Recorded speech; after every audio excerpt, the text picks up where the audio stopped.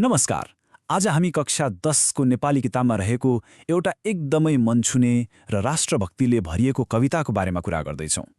यो कविता हो मुकुन्द शरण उपाध्यायले लेख्नुभएको नेपाली हाम्रो श्रम र सिप। यो कविताले खासमा हामीलाई आफ्नो देशप्रति हाम्रो जिम्मेवारी के हो भनेर सम्झाउँछ। ल सुरु गरौँ है त। आज हामी यो कवितालाई अझ राम्रोसँग बुझ्नको लागि यसलाई यी विभिन्न खण्डहरूमा बाँडेर हेर्नेछौँ। यसले हामीलाई कविताको हरेक पाटोलाई केलाउन सजिलो बनाउँछ। त्यसो भए यो कविताको मुख्य चुरो कुरो के हो त? यसले भन्छ हाम्रो साँचो नेपालीपन, हाम्रो गर्व भनेको चाहिँ आफ्नै मेहनत, आफ्नै सिप र आफ्नै खुट्टामा उभिनुमा छ। देश बनाउन कतै बाहिर हेर्ने होइन, आफ्नै पौरखमा विश्वास गर्नुपर्छ भन्ने नै यसको मूल भाव हो। ल अब कविताको पहिलो श्लोकबाटै सुरु गरौँ। यसले हाम्रो राष्ट्रिय पहिचानको जग बसाल्छ। सुन्नुहोस् है त, नेपाल बाँचे, नेपाली हाम्रो गौरव बाँचिरहन्छ। नेपाली भाषा, संस्कृति, कला, साहित्य बाँचिरहन्छ। यसैले अरू नेपाललाई बलियो बनाऊ, नेपाली हाम्रो श्रम र सिप स्वदेशमै लगाऊ। कति शक्तिशाली शब्दहरू हैन त? यहाँ कविले हाम्रो अस्तित्वलाई, हाम्रो गौरवलाई देशको अस्तित्वसँग सिधै जोडिदिनु भएको छ। हो नि, हाम्रो पहिचान भनेकै त देश हो। सोच्नुस् त, यदि देश नै रहेन भने हाम्रो भाषा, हाम्रो संस्कृति, हाम्रो गौरवको के अर्थ रहला र? त्यसैले त कविले हामी सबैलाई आह्वान गर्दैछन् कि आफ्नो सिप र मिहिनेतले पहिले देशलाई बलियो बनाऊ। अब दोस्रो र तेस्रो श्लोकतिर लागौँ। यी श्लोकहरूले चाहिँ समानता र हाम्रो देशको भूमिको अपार सम्भावनाको कुरा गर्छन्। नेपाल भोकै रहन्छ, मिठो एउटैले नखाऊ। नेपाल नाङ्गै रहन्छ, टागो एउटैले नलाऊ। यसैले अरू खाना र नाना सबैलाई पुर्याऊ। नेपाली हाम्रो श्रम र सिप स्वदेशमै लगाऊ। यो श्लोकले सामाजिक उत्तरदायित्वको एउटा गहिरो सन्देश दिन्छ। यहाँ कविले व्यक्तिगत स्वार्थभन्दा माथि उठेर सबैको भलाइको कुरा गर्नुभएको छ। जबसम्म देशका सबै नागरिकले पेटभरि खान र एकस्रो लगाउन पाउँदैनन्, तबसम्म एकजनाको मात्र सम्पन्नताको केही अर्थ हुँदैन। यो कुराले साँच्चै सोच्न बाध्य बनाउँछ। अब यो श्लोक हेरौँ। पहाड भन्छ पसिना पाए म स्वर्ग झैँ फुलाउँथेँ, तराई भन्छ सिंचाई पाए म सुन झैँ भुलाउँथेँ। के छ र गाह्रो, होस्टेमा हेन्से सबैले मिलाउँ, सबैले जोड्छौँ श्रम र सिप स्वदेशमै लगाउँ। यहाँ त पहाड र तराई आफै बोलिरहेका छन्। उनीहरूलाई मान्छे जस्तै बनाएर प्रस्तुत गरिएको छ।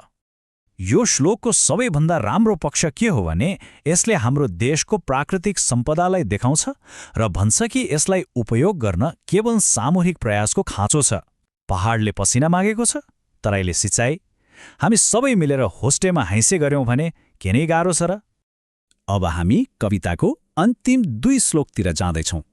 यिनीहरूले नेपालको सम्पदा र अन्त्यमा एउटा सशक्त आह्वानमा ध्यान केन्द्रित गर्छन्।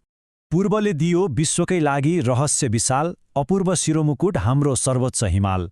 आँखाले सुन्ने रहस्य यही व्योमफेर सवार, हे धन्य पुर्खा प्रकाशपुञ्ज बन्यौ हजार। यो श्लोकमा नेपालको प्राकृतिक सुन्दरता र हाम्रा पुर्खाहरूप्रतिको गहिरो सम्मानको भाव झल्किन्छ।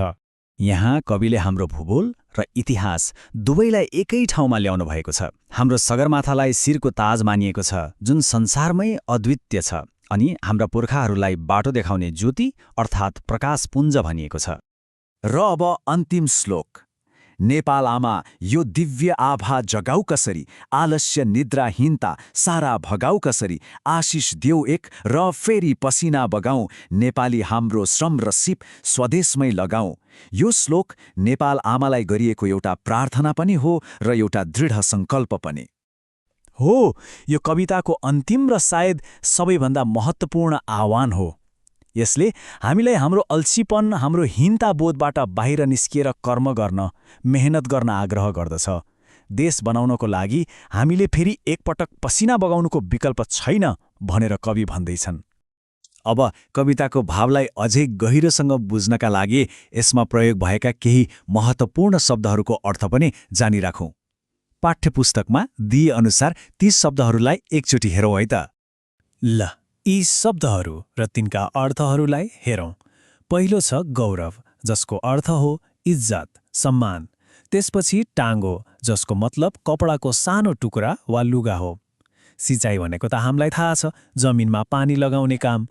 अपूर्वको अर्थ हो अद्वितीय, जसको तुलना अरूसँग गर्न सकिन्न, जस्तै हाम्रो हिमाल। सवारको अर्थ हो विशाल वा जताततै फैलिएको। प्रकाशपुञ्ज भनेको प्रकाशको थुप्रो, जसरी हाम्रा पुर्खाहरूलाई भनिएको छ। र अन्त्यमा आभा, जसको अर्थ हुन्छ चमक वा कान्ति।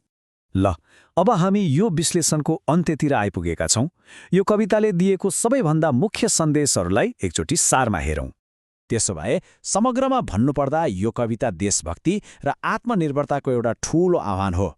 यसले हामीलाई हाम्रो पहिचान, हाम्रो एकता र हाम्रो कर्मको महत्त्व सम्झाउँछ।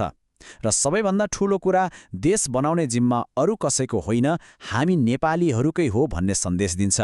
र यो विश्लेषणको अन्त्यमा एउटा प्रश्नबारे सोचौं। यो कविताको सन्देशलाई हामीले आफ्नो जीवनमा कसरी उतार्न सक्छौं? हरेक व्यक्तिले आफ्नो श्रम र सिपलाई देश निर्माणमा लगाउने कुनै एउटा ठोस तरिका के हुन सक्छ? यो प्रश्नबारे एकपटक विचार गरौँ है त।